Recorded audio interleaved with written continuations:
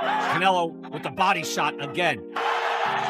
Golovkin will need more here to win this round. Canelo fighting to the final bell.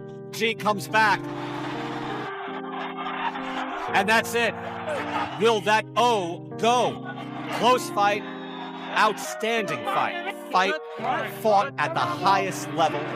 It could go either way by 1 round. I have a Golovkin winning 1 round. I think Canelo he boxed Golovkin nicely. He was outfought by Golovkin. As a professional. Ladies and gentlemen, we go to the scorecards. Adelaide Bird scores it 118 to 110 for Canelo.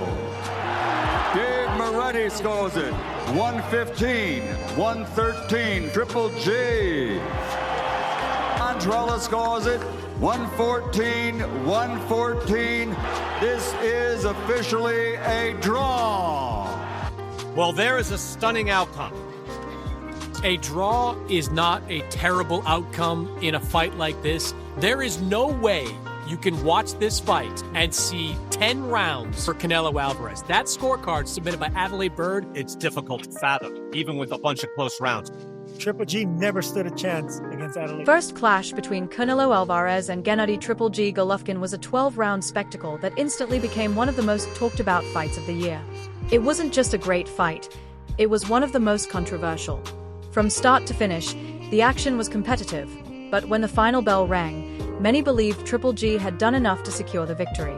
He threw more punches, landed more shots, and controlled the ring for most of the night.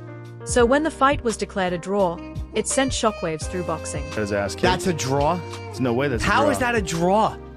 I had it 115, 113 for Triple G, but the reality of the situation is that this has been tarnished by a judge that clearly had no business judging the fight. Adelaide Bird, whatever her name is, 118, 110, she needs to be tested immediately. Makes no sense whatsoever. There's no way in hell that it's a 118, 110. There's no way on earth that Canelo won 118, 110. You want to sit up there and say a draw, fine. You want to have him ahead by 1 round? I totally and emphatically disagree, but that's fine. It was a valiant effort on his part, winning 118, 110.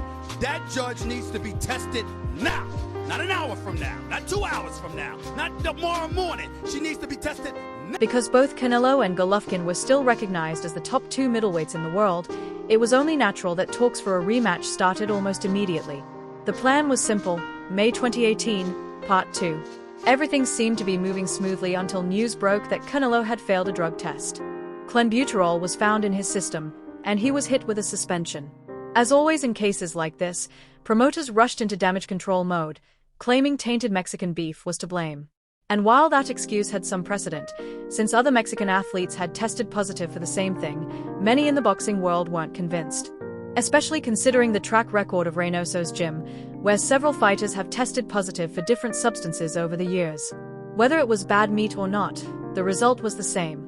Canelo was suspended, leaving Golovkin without a dance partner.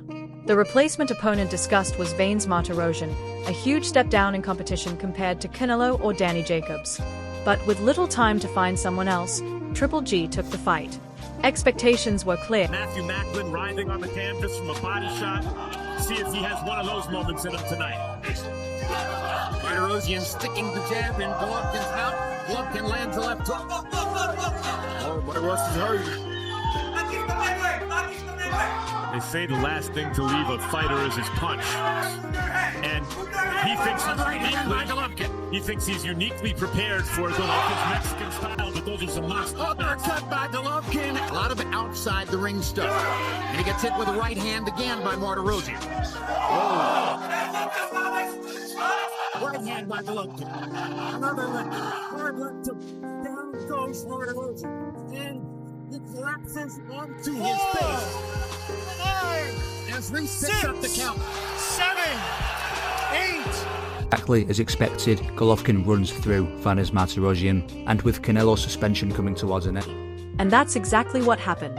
Golovkin steamrolled Martirosyan just as predicted, which meant all eyes turned back to the real prize, the Canelo rematch. But negotiations this time around weren't smooth. Golovkin wanted no less than a 50-50th split. In the first fight, he had accepted a smaller share despite being the long-reigning champion. But after the controversial draw, he wasn't budging. Oscar de la Hoya, Canelo's promoter, pushed back hard. He floated the idea of moving on and facing Danny Jacobs instead, and even launched a media blitz claiming Triple G was scared and being unreasonable. In reality, Golovkin's demands were fair, but Oscar kept insisting the Canelo train had already left the station. In the end, though, it turned out to be a bluff. Golovkin stood his ground, and the Golden Boy camp knew the rematch had to happen. Eventually, they conceded, and Golovkin secured a much better split this time around. The rematch was officially set for September the 15th, 2018. When the fight was finally announced, the boxing world was completely divided. Some believed it would be another razor-close battle. Others thought Golovkin would improve on his first performance. And plenty felt age would catch up to him, giving the younger Canelo the edge. No matter what